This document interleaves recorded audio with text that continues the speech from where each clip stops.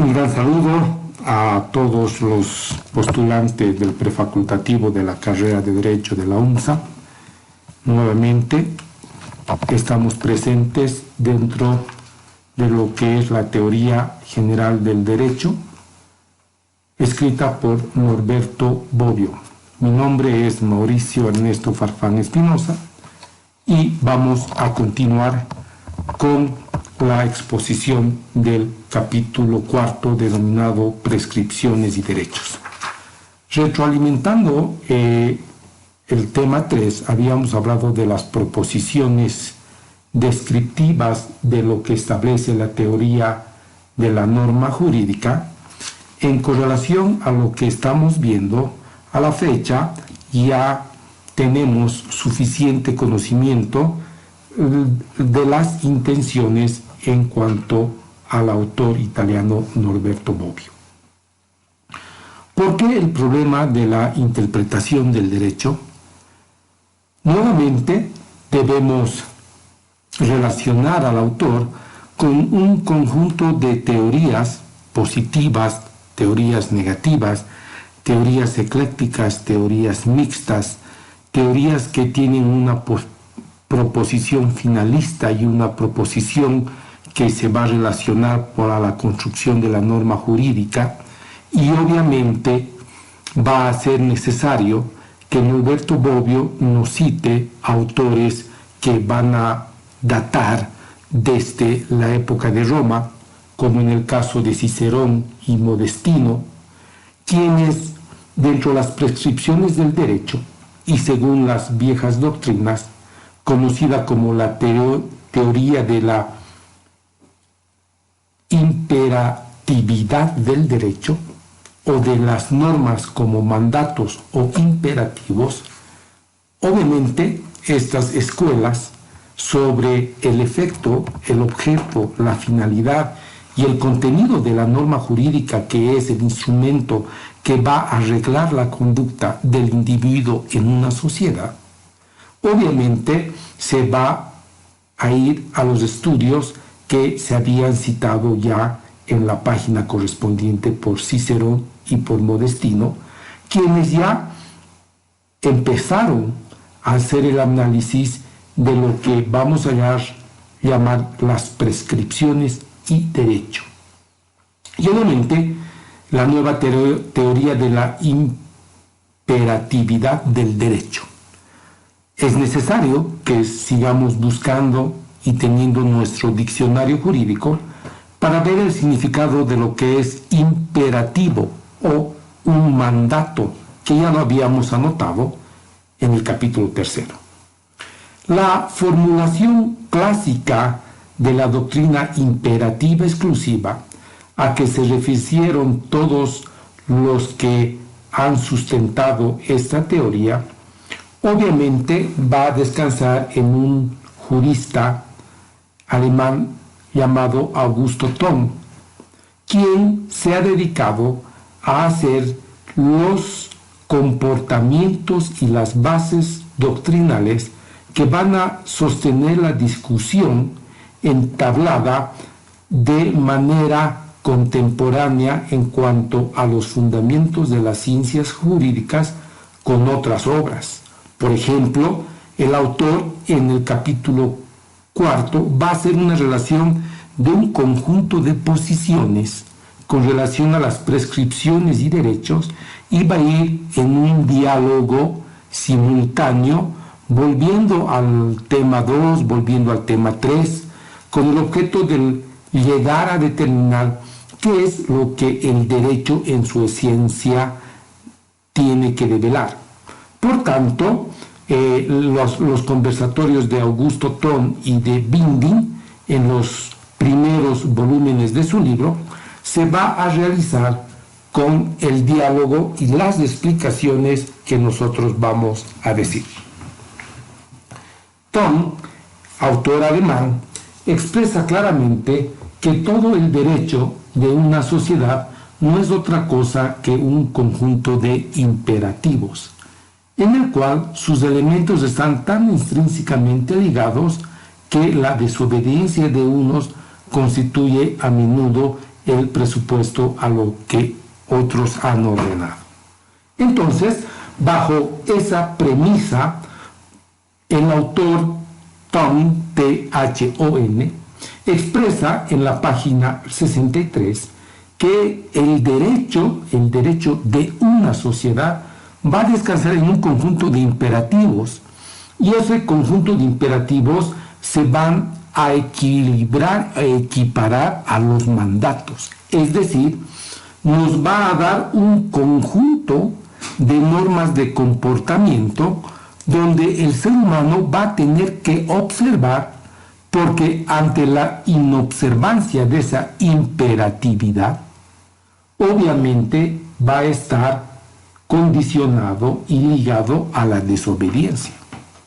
Pero ya en contraposición y en cuanto al análisis sobre este problema que se nos va a plantear sobre la imperatividad del derecho, Francisco Carneluti, en la teoría general del derecho, la teoría general del derecho, escribe, y pongo entre comillas, con la fórmula de la imperatividad se quiere denotar que el mandato es el elemento indefectible del ordenamiento jurídico o, en otras palabras, el simple o primer producto del derecho. Ya se dijo que si el ordenamiento jurídico era un organismo, el mandato representa la célula. Por tanto, Carneluti señala que se pertenece al grupo de quienes ven una relación de interdependencia entre mandato y sanción. Para él, el mandato es la conminación de una sanción a quien se observa determinada conducta. Y este pensamiento va a ser analizado por la teoría pura del derecho de Hans Kelsen, porque él sí va a aclarar que no puede existir el derecho sin una sanción. Pero Francesco Carneluti da la definición de mandato y no así de imperatividad. Da la impresión que estaríamos hablando de sinónimos en cuanto a un lenguaje clásico, vulgar o general, pero dentro del estudio doctrinal, el manejo de los términos para la construcción de la norma jurídica realmente descansa en la exquisitez de las fuentes del derecho para llegar a entender el origen, el objeto, la esencia y la finalidad de la norma jurídica, y realmente llegar a determinar cuál es el objeto del derecho. Y obviamente adelante veremos cómo se enfrenta la construcción de la norma jurídica, y tendrá su espacio señalado por Hans Kelsen con referencia a la teoría pura del derecho, pero también hay otras teorías con referencia a la que estamos hablando por Thon, por Carneluti y obviamente George Del Vecchio, que establece, y abro comillas, importantísimo y esencial carácter de la norma jurídica es la imperatividad. No podemos concebir una norma que no tenga carácter imperativo, así sea en determinadas condiciones.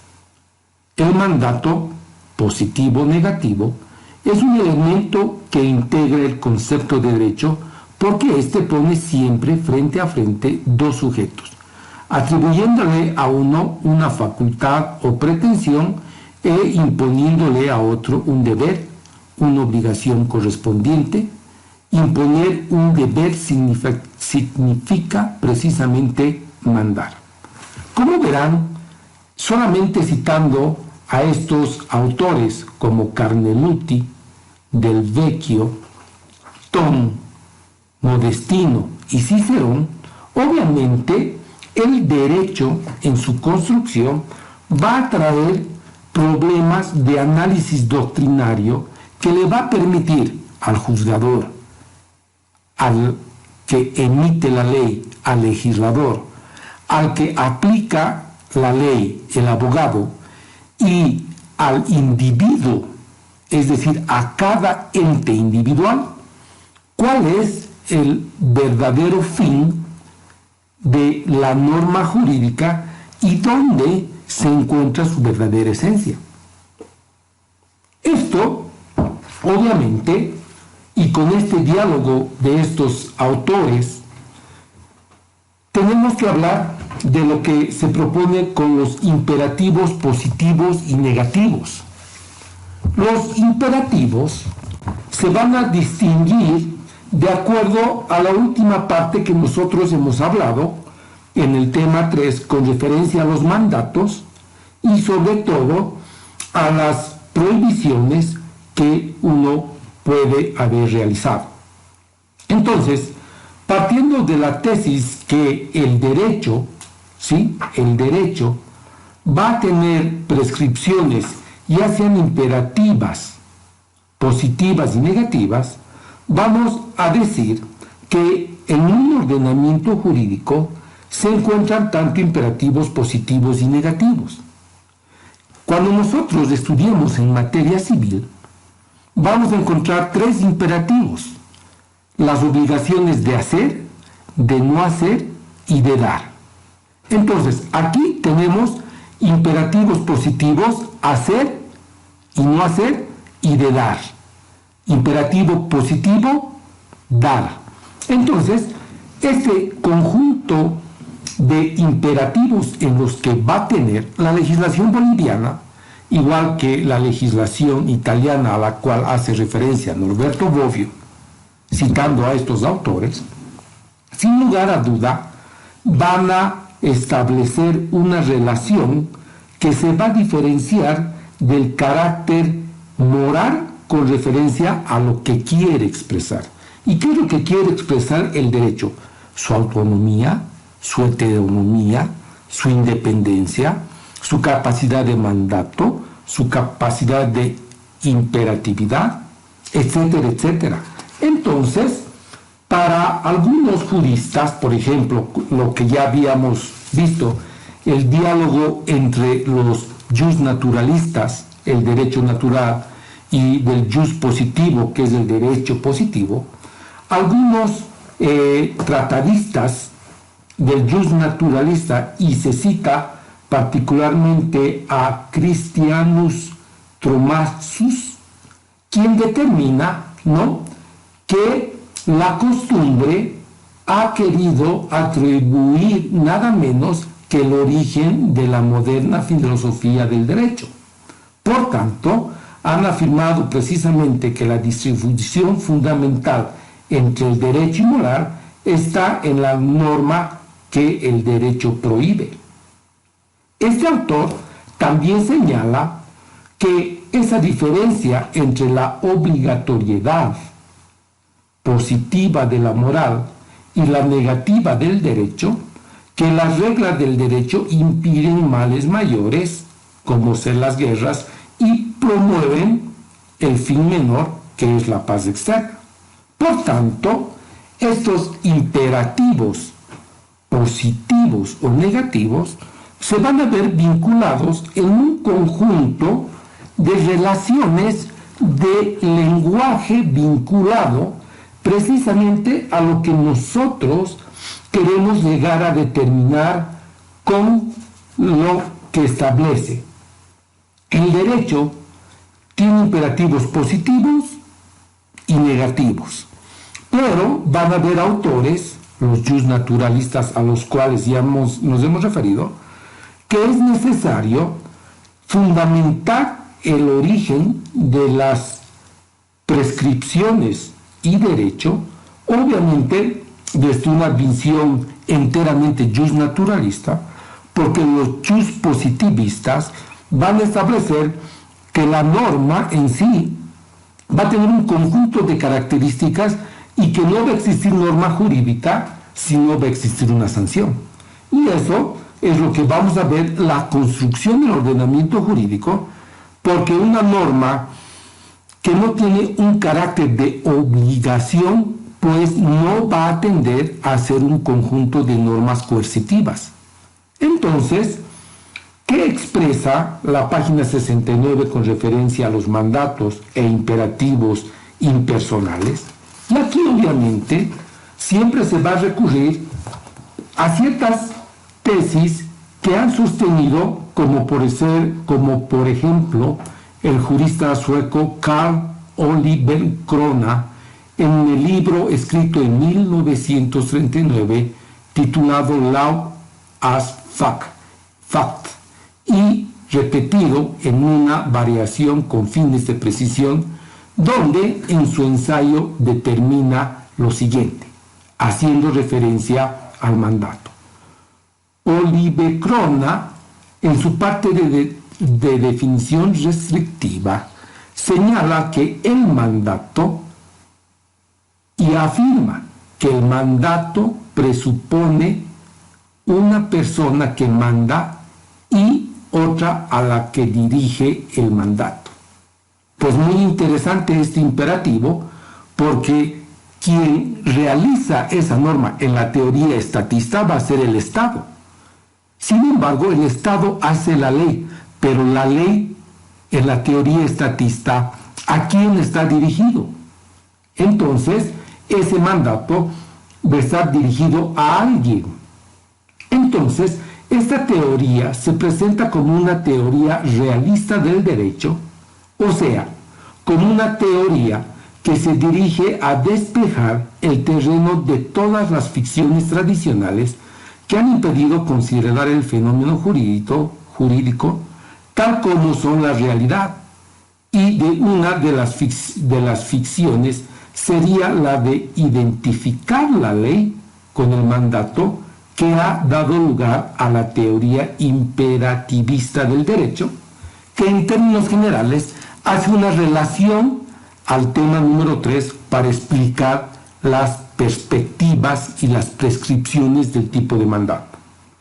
Pero ahora bien, si en esta proposición del mandato de la ley también hay imperativos, ¿no?, impersonales, que pueden aplicarse desde dos argumentos.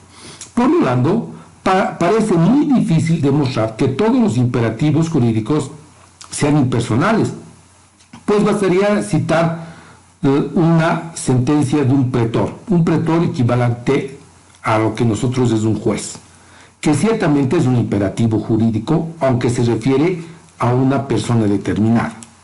Ok. O la ordenanza de un prefecto, que precisamente no se desea recurrir al caso extremo de una orden impuesta, es decir, un carácter del rey absoluto o de una déspota. Entonces, para la imperatividad, ya sea esta de los mandatos y de los impersonales, obviamente el carácter normativo va a tener ciertos elementos que van a construir o como mandato, o si son mandatos, qué imperativos impersonales se va a ver.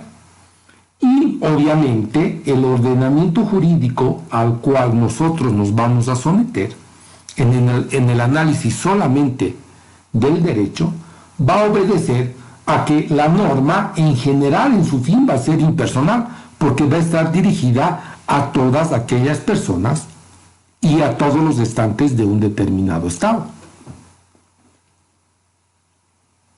Veamos el derecho como norma técnica. Sin estar retrocediendo al tema número 3, que es la base y sustrato de lo que estamos viendo en este capítulo, obviamente tenemos que ir a la acepción del imperativo, a la cual Norberto Bobbio cita en la página número 72, en la doctrina de Adolfo Raba. quien, de acuerdo a los conjuntos imperativos, va a señalar una especie muy inclinada a la teoría kantiana. Y obviamente, para Rabat, las normas jurídicas prescriben no solo obligaciones, sino también derechos subjetivos. Ahora bien, ya que sea por derecho subjetivo, se entiende la facultad de hacer o de no hacer. Recuerden lo que les había dicho con referencia a los derechos que establece el Código Civil boliviano con referencia al cumplimiento de las obligaciones de dar, de hacer y de no hacer.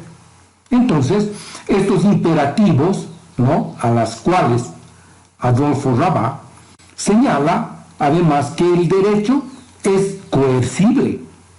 Ahora bien, una conducta que es lícita imponer por la fuerza no puede ser buena en sí misma, porque cuando un mandato esté acompañado por una sanción, puede adoptar siempre ser desobedecida por el mandato o sujetamente a una pena.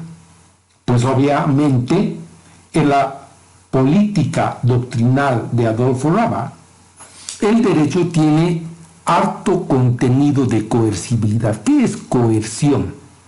Coerción, coacción. Cuando ustedes busquen en sus diccionarios jurídicos qué es coerción, va a ser un sinónimo de coacción. Es la utilización de la fuerza para el cumplimiento de un deber o de una obligación. Entonces, el segundo elemento que presenta Adolfo Rabat tiene una relación con el derecho y la coercibilidad. Y esto no me adelanto porque vamos a tener tiempo para analizar en detalle la política, la teoría pura kelseniana, pero mientras tanto veamos que con lo expresado por Adolfo Rabat va a ser una siguiente conclusión, que en todos los ordenamientos jurídicos hay muchas normas con las que establecen los términos, que ordenan manifiestamente medios para alcanzar un fin, y no hay acciones buenas en sí mismo, y precisamente por este carácter técnico que tiene, construyen aquel aspecto de la elaboración de un ordenamiento que se denomina tecnicismo jurídico. Obviamente, el tecnicismo jurídico va a descansar en el conjunto de normas que prescriben la conducta que necesariamente deben observar los componentes de la sociedad a fin de que la sociedad misma pueda existir. En caso de lo que estamos hablando, entre comillas se pone y se explica: si quieres vivir en sociedad, tu comportamiento debe ser acorde con las condiciones de la vida social. Entonces,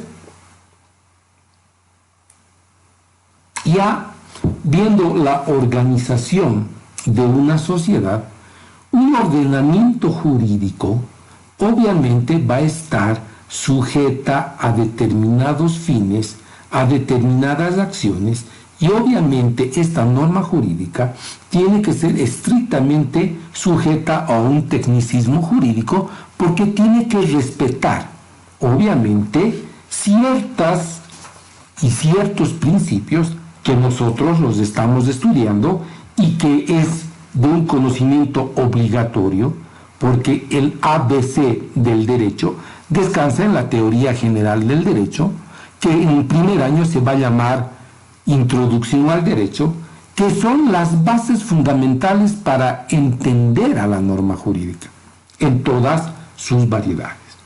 Entonces, ¿qué entendemos de los destinatarios de la norma jurídica? ¿Para quién es una norma jurídica? ¿En qué lugar? ¿En qué contexto? ¿En qué época? Entonces, si ahora propugnamos una ley que se produzca en la esclavitud, obviamente es anacrónica, discriminatoria y racista. Pero hace 200 años, la esclavitud era una norma que tenía un destinatario. Las personas podían comprar esclavos. Actualmente, destinatario va a aceptar que una norma jurídica vaya a establecer una privación de su libertad de locomoción física y mental con referencia a esto. Por tanto, la norma jurídica es, en síntesis, el derecho.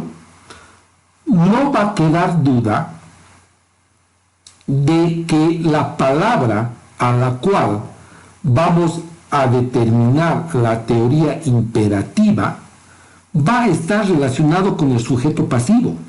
Y el sujeto pasivo en la construcción de una norma va a ser el carácter impersonal de cada uno de nosotros. Por eso ya vamos a ver que la ley en su construcción va a ser general, abstracta e impersonal.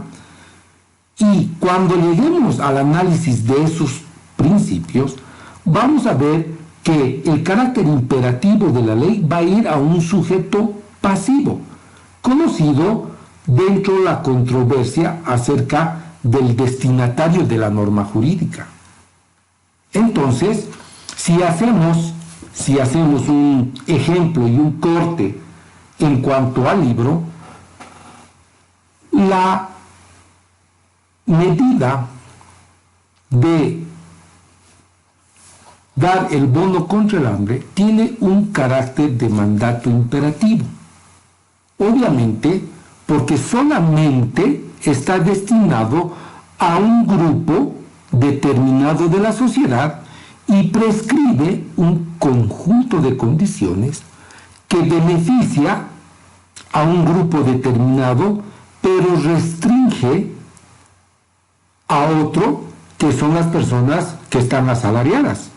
Por tanto, lo que quiere decir que estas normas, en cuanto a la construcción de la norma jurídica, es decir, el derecho, va a tener un destinatario, y este destinatario va a ser de lo que nosotros vamos a entender el sujeto pasivo. Si la norma jurídica es un imperativo, y debemos entender por imperativo proposiciones cuyas funciones es determinar el comportamiento ajeno, no hay duda de que la norma jurídica va dirigida a alguien. ¿Pero a quién? ¿Para quién? ¿Y por qué? Entonces, el problema de los destinatarios ha sido analizado por varios autores como Battaglini, y nosotros podemos hacer una referencia simplemente a Schelling, quien partía de una rígida doctrina estatista y coaccionista del derecho, con fundamento en el cual definía el derecho como un conjunto de normas coactivas válidas en el Estado. Bajo esta premisa, Schelling le da la capacidad de determinar el destinatario a la coacción válida que hace el Estado. Por tanto, estaría bajo una corriente a las cuales se va a realizar lo que se señala la teoría estatista. Pero van a ver algunos autores como Hans Kelsen, que bastaría recordar sin duda que es el más autorizado de las teorías del derecho contemporáneo, quien al enfrentar el problema de la distinción entre la norma primaria dirigida a los súbditos, que en este caso súbdito sería muy parecido a destinatario, hay que distinguir entre no se debe robar y quien robe debería ser castigado con reclusión. Entonces, dejaremos más allá las consideraciones doctrinales que hace Hans Kelsen con referencia a este punto. Ahora bien, una vez que ya se está resolviendo el problema del destinatario, obviamente existen en el texto suficientes ejemplos, tanto del Código Penal como del Código Civil, los cuales obviamente pueden ser solamente ejemplo para que nosotros podamos entender lo que nos está diciendo. Ahora bien, ¿qué entendemos en el punto 32 por imperativos y permisos, imperativos y permisos. Y obviamente existen teorías exclusivas y teorías mixtas, que son aquellos que admiten en que todo ordenamiento jurídico hay imperativos, pero niegan que todas las proposiciones que intervengan un sistema jurídico sean imperativos o reducidos a imperativos. La teoría más antigua mixta es aquella que acepta un conjunto de las normas imperativas, las denominan normas permisivas, o sea, cuando a la norma que impone deberes, las normas que le atribuyen facultades o permisos. Véase la importancia en cuanto a la norma permisiva, pueden ser como las imperativas positivas y negativas que habíamos señalado anteriormente. Las primeras, las positivas, son aquellas que permiten hacer. Las segundas son las que permiten no hacer.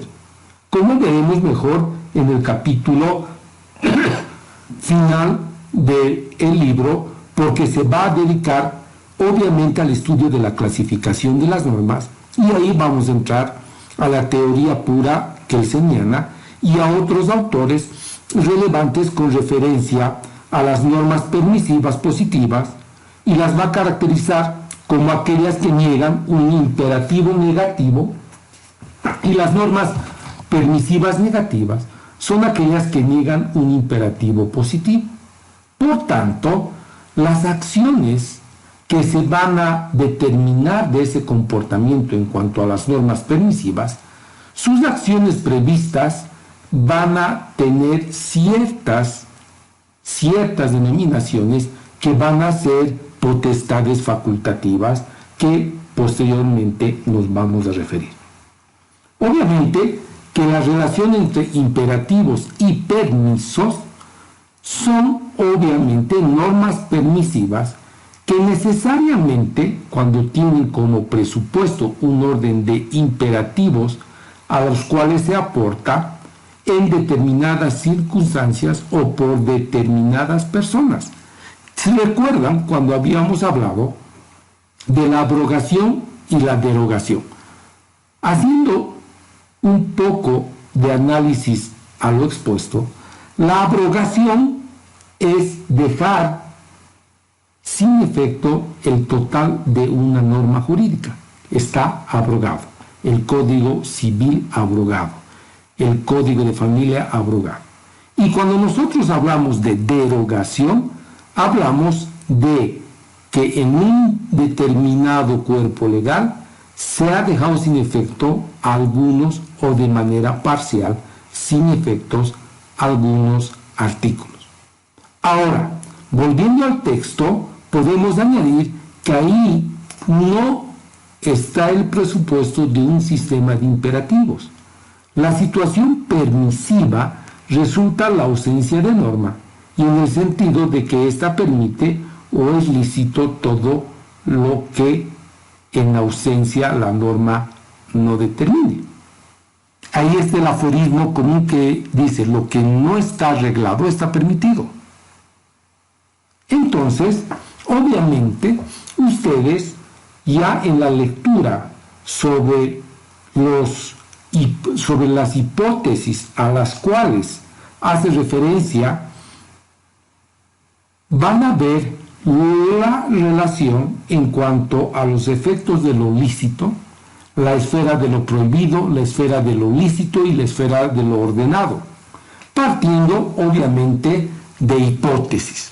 Esto el autor lo hace con el único fin, obviamente, de ejemplizar y de exponer lo que estamos hablando. Bueno, vayamos a las imperativas y reglas finalistas. Para determinar este tipo de análisis tenemos que recurrir a Brunetti, ¿sí? A Brunetti es un autor que obviamente parte de una concepción y de una doctrina mixta. Brunetti habla de las reglas finalistas. ¿Cuáles son las reglas finalistas?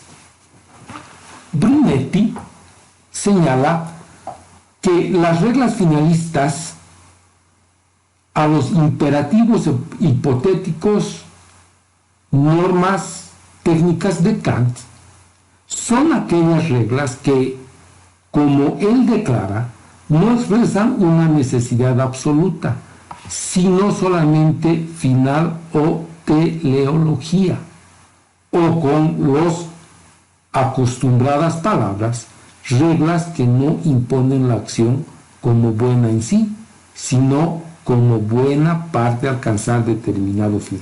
Si deseas llegar pronto, debes caminar a velocidad. Ahí cita un ejemplo. Pero también Brunetti señala que las reglas finalistas no se deben confundir con los imperativos porque no limitan mi libertad de obrar, ya que son libres de elegir el fin que me propongo. Entonces estas reglas van a establecer un deber que por dirigirlo de los deberes que van a resultar de los imperativos propiamente dichos. Entonces se puede denominar deber libre. A diferencia de lo que habíamos escrito con referencia a los mandatos y a las reglas finalistas, se demostraría que de acuerdo a Brunetti, básicamente, por el modo de ejecución frente a un mandato, ser libre significa tener la posibilidad de violarlo frente a una regla finalista. Es decir, significa la posibilidad de no hacer lo que prescribe sin violarla. Quedando claro, obviamente, su posición mixta con referencia a lo que queremos hacer. Ya para terminar, porque el tiempo es nuestro peor enemigo, y respetando los límites de las clases, vamos a ver que hay imperativos y juicios hipotéticos. Entonces, las teorías negativas, esto es a lo que se niega de la norma jurídica como imperativos, la primera, refiriéndose a lo que hemos dicho, y más radical formalmente a las teorías negativas, se remonta a Zitelmann, quien quiso responder con una crítica al entusiasmo de los imperativos de Tom que habíamos visto al inicio de este cuarto tema, y que según este autor, toda proposición jurídica se puede resolver en una fórmula. Si tú debes, ahora bien, dice él, una proposición de este género tiene el deber de una afirmación, es decir, de un juicio, particularmente de un juicio hipotético, o sea, es una afirmación sobre una relación ya existente. Según esto, la teoría a la cual estamos hablando sobre juicios y sobre normas de carácter hipotético, que las vamos a ver en detalle cuando lleguemos ya a la segunda parte que nos va a expresar la construcción de un ordenamiento jurídico. Y obviamente, ya terminando, los imperativos de juicio de valor es una doctrina que ha tenido cabida y aún tiene principalmente entre los juristas italianos a Perazzi. Entonces, Perazzi y otros autores van a determinar, obviamente, y van a definir que la norma jurídica es un juicio de valor, juicio sobre el comportamiento, sobre una conducta de determinados coaccionados frente a determinaciones que se van a dar en situaciones en cuanto al evento, generalmente que se van a determinar los hechos. Y obviamente nosotros también vamos a entrar a hacer esos juicios de valor. Esta doctrina establece que la construcción de la norma jurídica y del derecho se va a basar en valores, en juicios de valores que van a determinar lo que nosotros queremos entender. Para concluir este tema, obviamente, las conclusiones que podemos sacar es que existen suficientes teorías que están tratando durante tiempos anteriores, para ser exactos, desde Roma, tratando de llegar a un agotamiento de la teoría de la norma, y no solamente de esta, sino de tratar de llegar doctrinalmente al verdadero significado de lo que nosotros queremos impartir con el carácter del ámbito de la autonomía o no de la norma, con el objeto de que ustedes, ingresando, vayan a tener el conocimiento base para que se les introduzca en las escuelas doctrinales que van a fundamentar la base de la norma jurídica y del derecho. Es por eso que, terminando este cuarto capítulo, ya estaremos abordando el capítulo número 5, que va a determinar de las prescripciones jurídicas, y ya vamos a empezar a la construcción en detalle de lo que el autor nos quiere dar. Bueno, tengan ustedes un gran saludo, y el éxito de aprobar un examen solamente radica en la voluntad y el tiempo que ustedes quieran poner para la aprobación.